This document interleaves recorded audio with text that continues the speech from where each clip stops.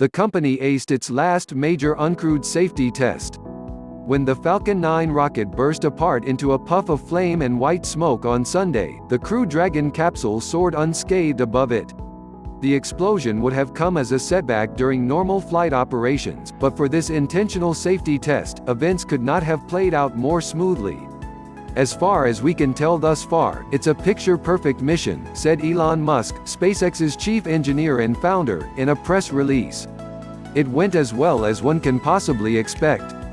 Now that the capsule has proven itself capable of handling emergencies both in the air and on the ground, SpaceX expects to launch its first astronauts in the late spring or early summer. For this test, the rocket blasted off from NASA's Kennedy Space Center in Florida on Sunday morning, hoisting the Crew Dragon spacecraft aloft with 2 mannequins inside. About a minute and a half later, while flying faster than the speed of sound, the capsule automatically separated from its booster, as it would in the unlikely case of an in-air emergency. The capsule's 8 SuperDraco engines fired, carrying it clear of the rocket, which exploded about 10 seconds after separation. No need to feel bad for SpaceX though, this Falcon 9 rocket had already reached space 3 times on previous missions, a solid chunk of its theoretical 10-flight lifespan. The Crew Dragon capsule coasted to an altitude of more than 100,000 feet, about 3 times higher than commercial airplanes fly, before plummeting back to Earth. 4 parachutes slowed its descent to a comparative crawl, and 9 minutes after launch it splashed down gently in the Atlantic Ocean, about 20 miles off the coast of Florida for recovery. The in-flight abort system proved that should anything go wrong on the way to the International Space Station (ISS), the capsule will be able to bail the astronauts out, the spacecraft version of a test pilot's ejection seat. For this test, Falcon 9's ascent trajectory will mimic a Crew Dragon mission to the International Space Station to best match the physical environments the rocket and spacecraft will encounter during a normal ascent, SpaceX wrote in a pre-flight statement.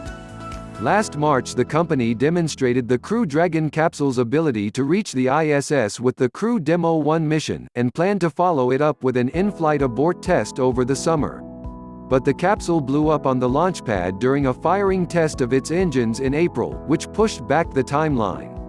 Now with the in-flight abort test complete, no major hurdles stand in the way of the long-awaited Crew Demo 2 mission, which will bring veteran astronauts Doug Hurley and Bob Behnken to the ISS. Musk expects to have the capsule ready for launch by the end of March, and that it might fly, depending on NASA's schedule, sometime between April and June. In the meantime, SpaceX plans to carry out further tests of its newest parachute design, which have suffered some recent failures. Crew Demo 2 can't come soon enough for NASA, which has been relying on Russia's space agency to launch American astronauts in its Soyuz spacecraft ever since the Space Shuttle program ended in 2011. The space agency has funded the development of 2 private alternatives, SpaceX's Crew Dragon and Boeing's Starliner, but both timelines have slipped repeatedly. NASA once hoped to be flying astronauts again by 2015. NASA's final seat on Russia's Soyuz leaves Earth in April, although the agency could potentially buy additional rides if needed. Those seats have historically cost the U.S. about $86 million a pop, and NASA's Office of Inspector General has calculated that seats on Boeing's Starliner and SpaceX's Crew Dragon will each cost roughly $90 million and $55 million respectively. Both companies say that those numbers will come down after accounting for cargo and full 7-astronaut capacity.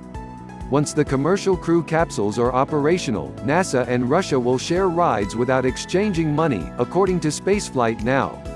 Spaceflight is unpredictable and no one knows for sure when each capsule will be ready, but for now NASA Administrator Jim Bridenstine expressed satisfaction with Sunday's step forward.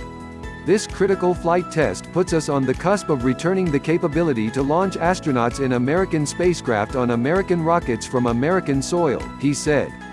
We are thrilled with the progress NASA's Commercial Crew program is making and look forward to the next milestone for Crew Dragon.